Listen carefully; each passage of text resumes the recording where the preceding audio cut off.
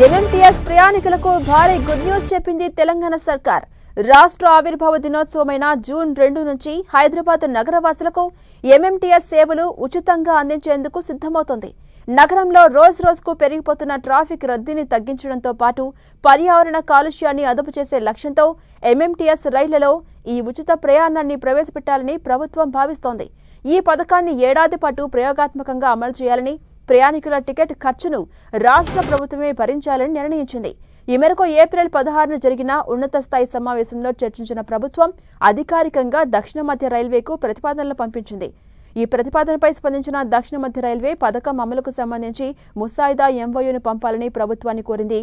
Hyderabad metropolitan area పురపాలక అభివృద్ధి శాఖ స్పెషల్ సిఎస్ జయేష్ రంజన్ దీనిపై స్పందిస్తూ ప్రభుత్వం పంపే ముసాయిదాను పరిశీలించి తుది అనుమతి కోసం రైల్వే బోర్డుకు పంపిస్తామని తెలిపారు.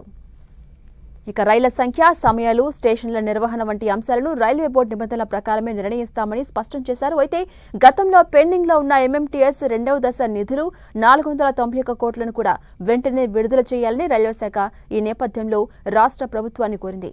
ఈ ఉచిత ప్రయాణ పథకం అమలులోకొస్తే హైదరాబాద్లోని ఐటీ కారిడార్, ఇతర ప్రధాన ప్రాంతాల మధ్య ప్రయాణించే వేలాది మంది ఉద్యోగులు, విద్యార్థులకు భారీ ఊరట లభించబోతుంది.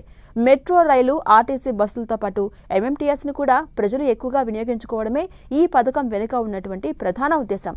కేంద్ర రైల్వే మంత్రిత్వ శాఖ నుంచి గ్రీన్ సిగ్నల్ వస్తే జూన్ 2 నుంచి భాగ్యనగర వాసులకు లోకల్ ట్రైన్ ప్రయాణం ఫ్రీ కానుంది.